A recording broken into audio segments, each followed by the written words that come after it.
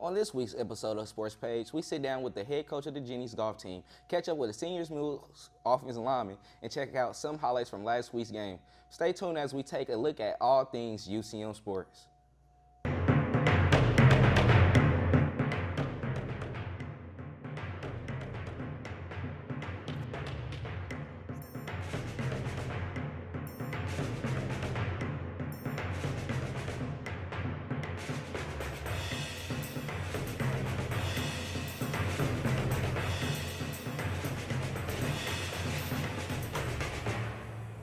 Welcome to this week's episode of Sports Page. Alongside with my co-host, Dale Fowler, I'm Jada Hill. In the last episode of Sports Page, Dale met up with Jenny's senior goalkeeper for a senior spotlight. This week, we get a chance to hear from that record-breaking goalie again. Allison has the story. Not only was Anna Dilks named the MIAA Goalie of the Week, Dilks broke the conference's shutout record with her back-to-back shutouts this past weekend. The Jennies' 4-0 win over Southwestern Oklahoma State gave Dilks her 44th career shutout. It's a sweet accomplishment. It just shows how much hard work myself and the team put in every day at practice. Dilks says her accomplishment would not be possible without the team in front of her. They do a lot of the hard work and they sometimes make it really easy for me, but I have a really strong defense in front of me and I wouldn't want anyone else up there. Out of 47 career shutouts, Dilks has one that sticks out amongst the rest. It was 2 years ago. We were playing here in the regional championship game against Mankato, and it just felt it was like a really good team victory. We won 1-0, and it just was a great atmosphere. Looking ahead at the rest of the season, Dilks is focused on the team. To continue like what our team goals are and just do the best I can back there and try and keep the ball in the net. The Jennies had a successful road trip this past weekend in Minnesota with a 2-0 victory over St. Cloud State and a 4-0 victory over Winona State. The undefeated Jennies come home to host Lindenwood this Friday. Reporting for Sports Page, this is Allison Cook. Thanks, Allison. The Jennies are currently ranked 4th in the nation, and kickoff is set at 7 Friday night at the South Rec. Jennies volleyball also on the road this weekend at the Colorado Premier Challenge in Denver. The number 16 Jennies went 2-2 over the course of 2 days. Both losses were against ranked teams, number 8 Ferris State and number 17 Tarleton State. Junior Kylie Holland had a career best of 30 digs against Tarleton State, where freshman Audrey Fisher also had a career best of 16 kills. The Jennies are on the road again this weekend and will return to the multi a week from Friday. Both Mules and Jennies cross-country teams finished first in their second race of the season. Senior Ian Frazier came in second with a time of 19 minutes and 16.3 seconds. Freshman Ronald Abay came in third, just seconds behind Frazier. 5 Jennies placed in the top 10. Nicole Svedson placed third overall, crossing the line at 19 minutes and 26.1 seconds. Mariah Elmore was right behind her in 4th place. Amy Marks and Courtney Rogers finished back-to-back in 6th and 7th place, while freshman Kimberly Switzer finished in 9th place with a time of 20 minutes and 6.5 seconds. After this break, we will catch up with the Mules and Jennies golf and hear from our sports editor up in the Mule Skinner. Stay tuned. Historic, unique, exciting. As challenges continue to test the mettle of Americans, your community has to depend on willing citizens just like you to answer the call and respond to local disasters and other times of crisis. You may be surprised to find out who we are and what we do. In fact, it could actually be your story too. The Air National Guard. I choose excitement.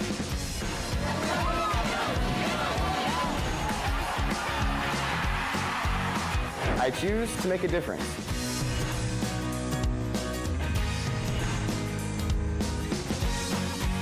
I choose uncommon opportunities.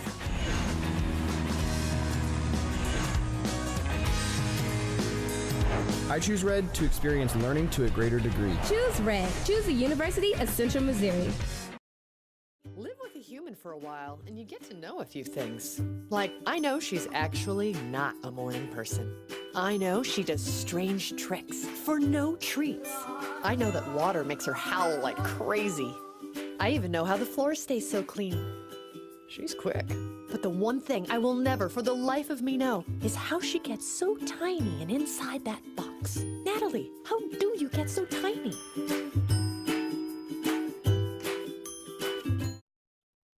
What if television could remember the heroes we honored, the music we danced to, the dreams we chased? The hope still lives, and the dream shall never die. No one tells our nation's story like PBS. Give to your PBS station and help bring America's story to life.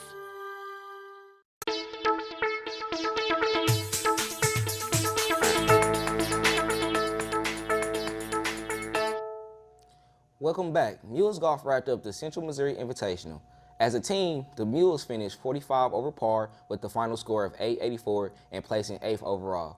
The B team for the Mules shot a final round of 298, 18 over par and finished the tournament 43 over par, allowing them to tie for 6th.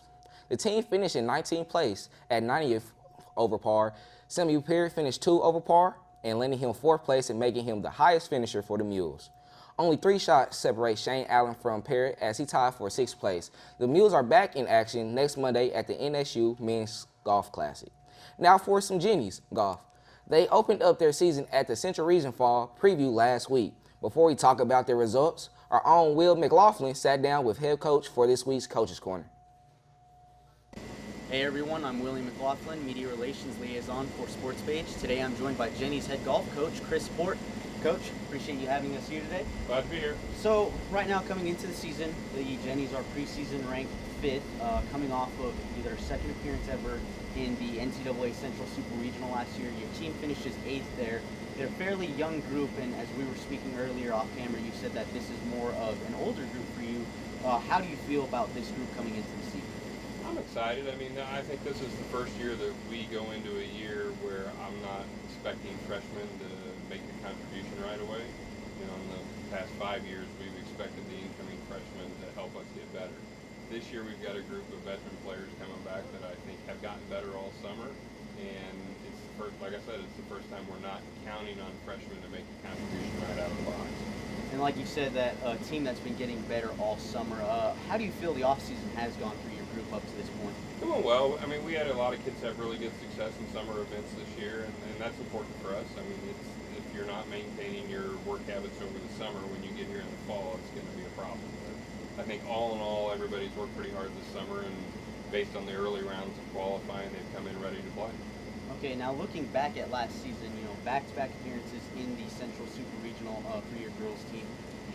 What was that feeling like with your group out there going into that for just the second time ever for such a young program here at UCM? I mean, it was a good feeling to make it 2 years in a row. I think obviously around here, everybody's expectation is successful season is postseason. So it was nice to get back the second time. We were a lot more relaxed this year at the postseason event than we were the previous year.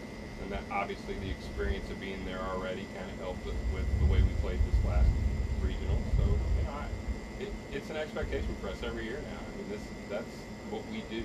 We're going to go to regionals and hopefully over the next few years find a way to get onto the national tournament. All right, now with this group, more elaborating on the fact that you said it's an older group.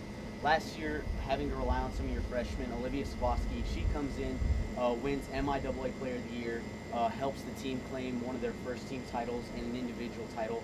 What was it like being able to see her progress through the season at such a young age for this team? Well, you know, I mean, Olivia's a great player, and she came in and gave us a person at the top of our order to go along with Libby Lees and Taylor Intrican, and our top 3 are as solid as anybody in the league. You know, and I think what's happening for us now is our 4 and 5 kids are starting to take that step forward. We're traveling a group this week that is 2 freshmen, 2 sophomores, 2 juniors, and a senior, and they've all got lots of experience, and that's where it's different for us. We're not traveling inexperienced players in the fall now. Now, being able to practice out at Mules National Golf Course at Fertile Springs, what is it like for you and your team being able to come out and have the facilities that you have and able to compete and practice at such a high level every week? Well, there's a lot of Division I schools that don't even come close to having the facilities we've got. You know, with the new indoor facility, with the range, and the $4 million renovation of the golf course, I'd put our facilities and our practice area up against just about any Division I program out there. So I think for us, it means that year-round we have the ability to practice. In the middle of the winter when it's 15 degrees outside and snowing, we'll be inside putting, chipping, hitting balls. So that's a huge deal for us. Now, going into your next event, you're up in Minnesota, I believe, and you're at Brooklyn Park for the Golden Bear Classic against St. Paul Concordia.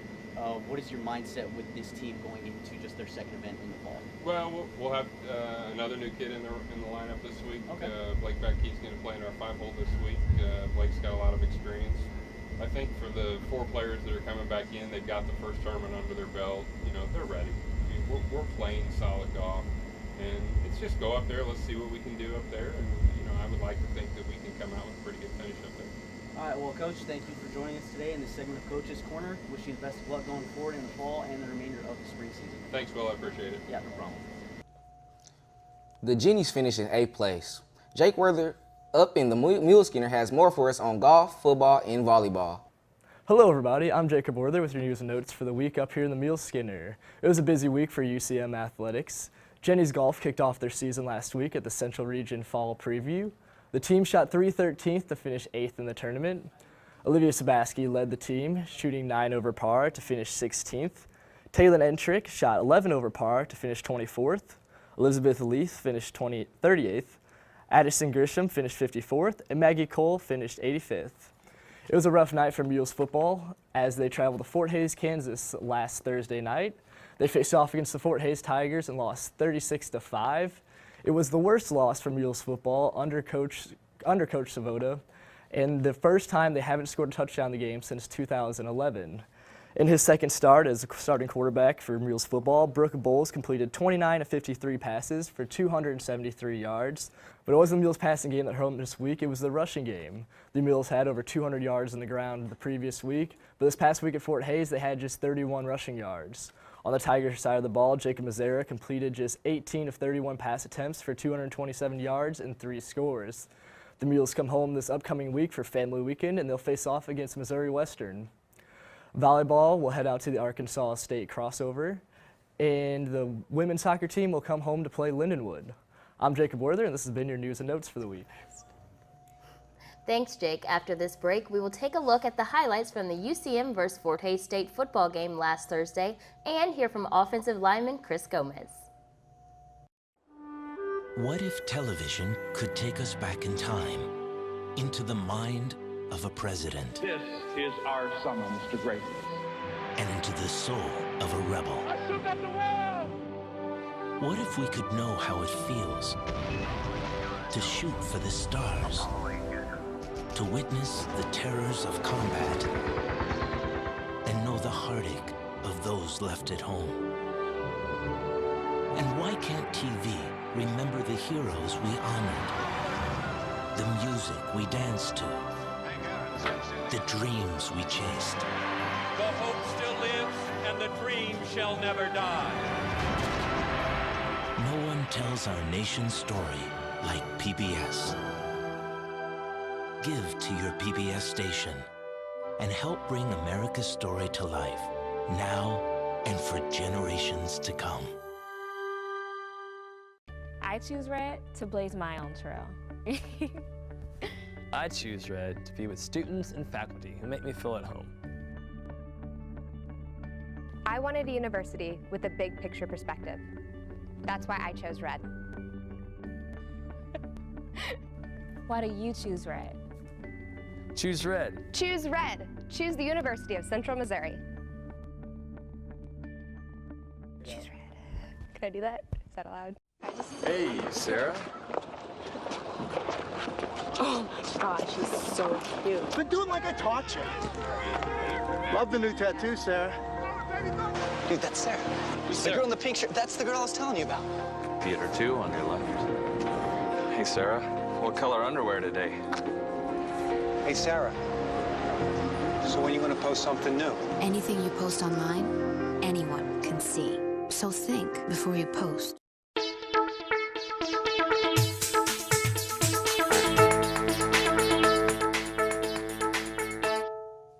Welcome back. Mules football may be gearing up for their home game this Saturday, but let's take a look at their road game from last Thursday.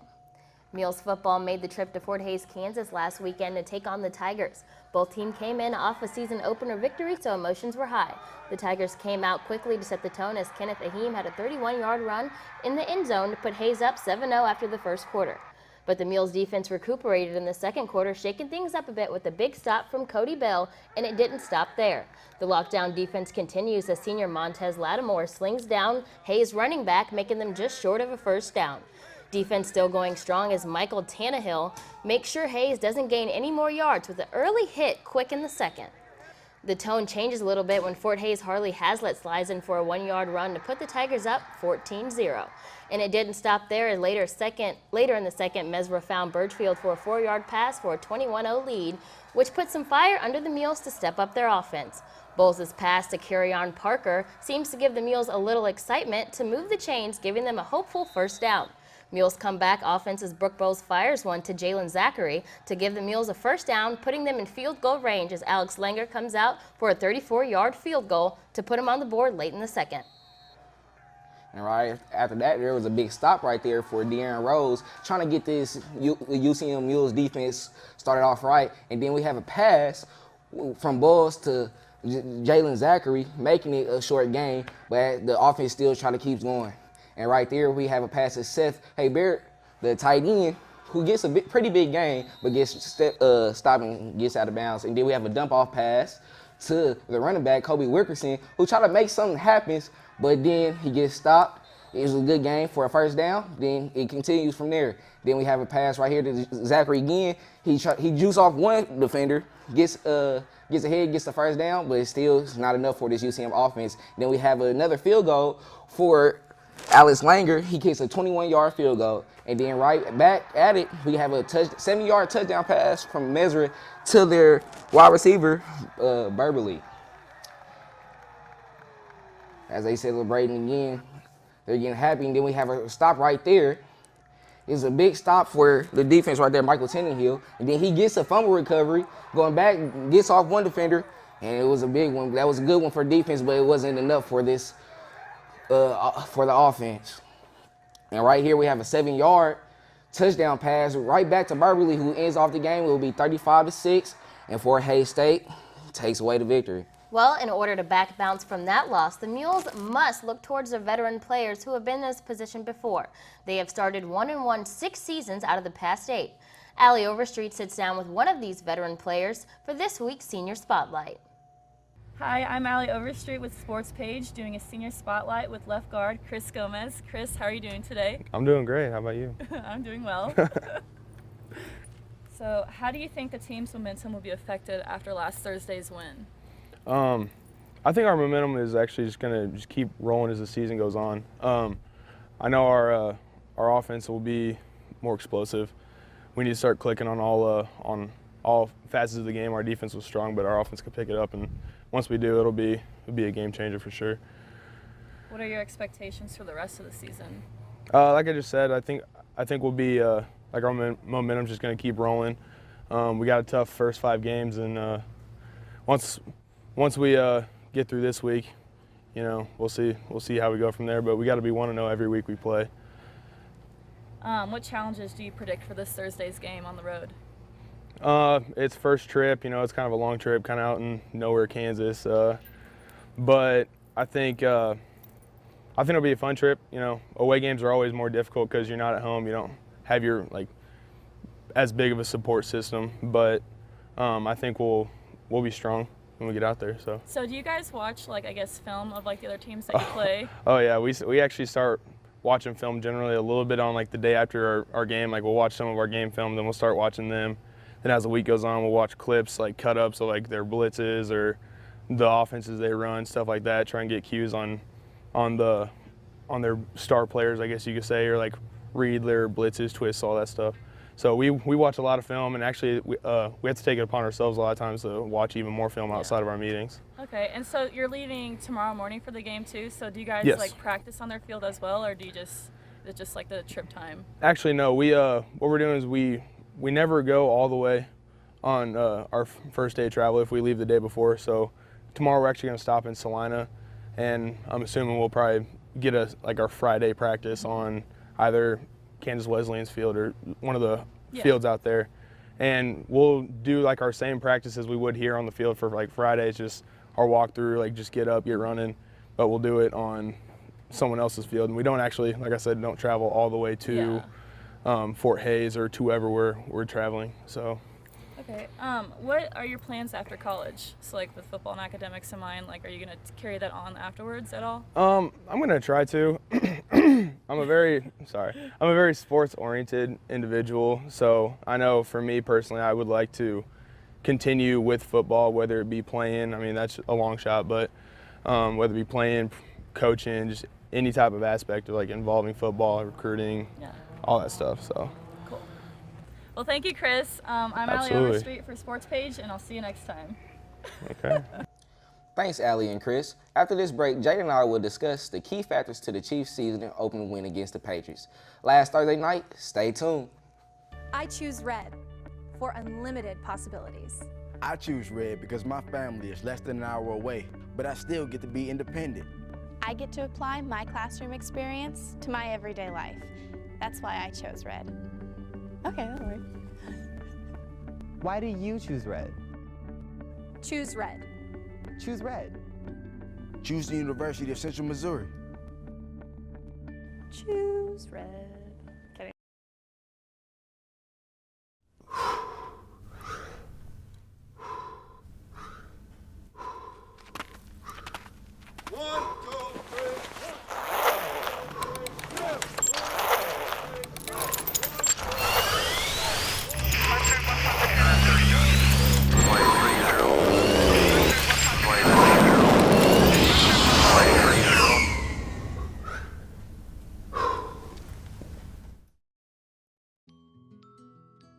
I'm a professor of social work at the University of Southern Mississippi.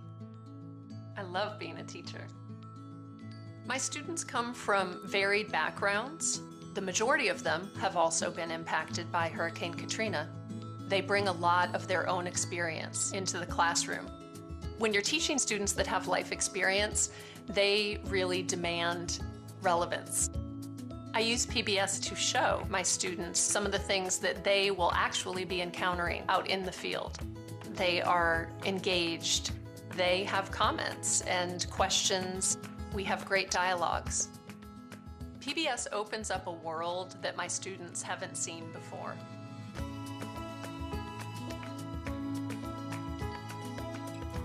I can teach somebody, or I can show them. PBS makes what I'm teaching come alive.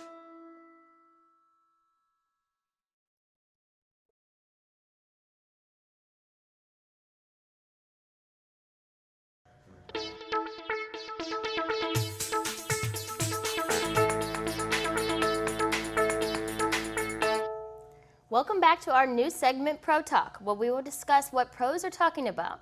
This week, we're hitting on everything Chiefs, and you guys might not know, but my co-host here, Dale, is from Kansas City and is a literal die-hard Chiefs fan, which might get a little out of control sometimes. And your team just took down the Super Bowl champions, so I know you're feeling a little bit extra excited today. You know, it felt like it was the Super Bowl game for me, with the AFC Championship game, because you gotta understand, last year we felt that we should have been there instead of the Steelers. We feel like we got cheated out of a play that should never happen. And a lot of people saying, even like analysts are all saying, that wasn't really a holding play. In my opinion, it wasn't. I mean, he was falling down and he was doing what he was doing best. I mean, I'm a beg to differ because my family is a diehard Steelers. So, you know, I don't agree with you on that one, but it's okay. Yeah. But this game, I mean, I have to give it to the Chiefs, and I'm not a Chiefs fan by any means, but they played phenomenally. I mean, really like stepping up and just, especially coming in the Patriots' home stadium. Yes. Of course, the Patriots were wearing their Super Bowl jerseys, home opener, and you lose, like that doesn't even, I don't know, it just doesn't sit right with me. You know, you're supposed to be hyped coming in. You're Super Bowl champions. You're supposed to come in and just take over. But the Chiefs, they weren't playing with them. Yeah, it was just, it was a big game for Alex Smith. He went for 28 for 35, 368 yards, and then 4 touchdowns and no interceptions or turnovers. And that was a big part about for him, because a lot of people says like he's not a deep ball threat. He's only conservative, you know, barely throw over 20 yards. And in that game, he kind of proved them wrong. I mean, he threw a deep pass to Tyreek Hill, which led to a touchdown, which sparked their offense going into that. Yeah, that was a nice And then after that, you have, you know, the Patriots coming down. They scored a touchdown themselves, you know, getting the lead back up and kicking the field goal. But it was a big play by Kareem Hunt that just took the lead back 28-27. And then from there, the Chiefs were just rolling. Kareem Hunt, he just came back strong after a fumble. And, you know, him being a rookie, a lot of people was like, okay, how would this affect him? I mean, exactly. But what people fail to realize is at Toledo, he didn't fumble at all. No turnovers at all. Exactly. And watching the game, they said that they were like, that's not something that he did in college. Yeah. And I really give it to him as a rookie. You know, you're already on this huge like stand. So you already have all this pressure. You're starting. You come in the first couple plays of the game and you fumble in the first quarter, and it's just like, what do you do? And I just give it to him because instead of freezing up, he really was like, okay, I'm going to use this, bounce back, come on, let's go. Like, keep the offense going. He was very composed, and that's what he was saying throughout the interview when at the end of the game. He was like, you know, a lot of people was like, how can you just bounce back from that stuff like that? You know, he just forgot about it, because being a player that you are and you never fumbled before, okay, that's one fumble I did in my mistake in my life. Okay, that's cool. This is a big stage of the game. I can't let that, you know, build on me, because I mean, I'm on Thursday Night Football. Exactly. Thursday Night Football is the biggest game of the year, the first game of the year. You're playing the defending champs, and then also they feel the Chiefs should, you know, have that right to play them anyway. I mean, because the Chiefs are stepping up. They're they're becoming like a big team in the NFL now. They had 12-4 seasons. They had an 11-5 season, then coming back with 12-4 and actually getting a bye. You know, they was the number 2 seed. So the Chiefs are, you know, getting their names up more and more each year, and that's it's just the team they have behind them. They got a great coach in Andy Reid. Alex Smith is starting to step up, and I think he's trying to prove that, okay, I'm gonna be the starting quarterback for a minute. I know y'all just got Patrick Mahomes in the first round, but no, it's not happening. And you know, like you said, they are really stepping up, and we're seeing it here. I mean, they just came in and took down the Super Bowl champions. They're trying to show people that, okay, we're supposed to be here. Just because last year was a different story, no, like, I don't think you guys know who we are. But we can't go about having this discussion without talking about Tom Brady. Because Tom Brady, of course, we all know as one of the best quarterbacks in the league. And that pass that I've been stuck on since the game last week, that amazing pass. I mean, even though he wasn't very, I guess, apparent in this game per se, but that pass that he had late in the third definitely kind of shows you, okay, like, that still is Tom Brady. He still can throw. Throwing it down deep to your receiver with two defenders on him, still hitting it exact in the spot. So he still kind of shows, like, his greatness within that, even though they did lose. So I still give it to him there. I'm a big Tom Brady fan, so. You know, Tom Brady was doing Tom Brady things the whole game, and that's what people was failing to realize, is just the Chiefs was more, they was prepared coming into that second half, taking over, but throughout that game, he was just, you know, very composed, going into the, you know, just going in there with his head on the shoulders. You know, he was an MVP already, had an MVP season. He felt like that was taken away from him. But, you know, his first loss of the season, and he'll get over that. So. And it will be the last loss, and I'll tell you that. Well, that's all we have for you on this week's episode of Sports Page. Tune in 2 weeks to stay updated on all UCM sports. Take a look at the upcoming sporting events. For my co-host, Jada Hill, I'm Dale Fowler.